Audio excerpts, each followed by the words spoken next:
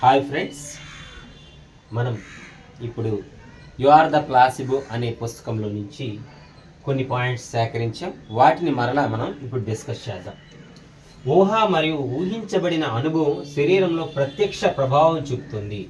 అంటే మనలో ఆ యొక్క క్లియర్ ఇంటెన్షన్తో కూడుకున్న విజువలైజేషన్ అనేది శరీరంలో అది గొప్ప మంచి భావనను కలిగజేయచ్చు. ప్లేసుబో వలన నొప్పి తగ్గడమే కాక శరీరం సహజంగా హీలింగ్ ప్రారంభిస్తుంది.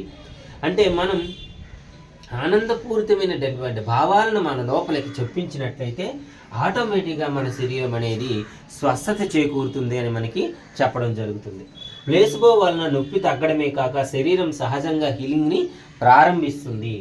ప్లేసుబో అనేది మనస్సు ఎలా శరీరాన్ని ప్రభావితం చేస్తుందో చూపించే నిజమైన ఉదాహరణ. ప్లేసుబో అనేది మనస్సు శరీరాన్ని ఎలాగా మరి ప్రభావితం చూపించే నిజమైనటువంటి ఉదాహరణ. శరీరం ఒక అభ్యసించిన భయాన్ని కూడా తిరిగి సృష్టించగలదు.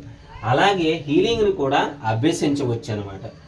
సో ప్లేసుబో ప్రభావం శరీర కణజాలాలతో నేరుగా సంభాషించగలదు.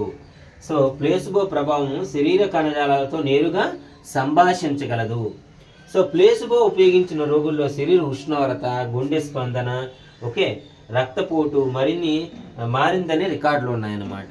సో ప్లేసుబో వలన అంటే మనం పంచదార బిళ్ళలను మింగడం ద్వారా మన శ్వాస ప్రక్రియ మారుతుంది, శరీర ఉష్ణోగ్రత మారుతుంది, రక్తపోటు మారుతుంది, అంటే రక్త ప్రసరణ మారుతుంది.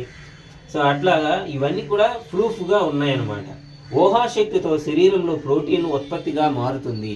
అంటే మన ఊహాశక్తిని క్లియర్గా ఊహించినట్లయితే మన శరీరంలో కొత్త కణాలు, కొత్త శక్తి, నూతనత్వంతో, ధైర్యంతోనూ, విశ్వాసంతో కూడుకున్న ఆలోచనలు మనం చూపించినప్పుడు శరీరం దానికి అనుగుణంగా పనిచేసి ఇంకా యాక్టివ్గా మరింత యవ్వనంగా తయారవుతుంది.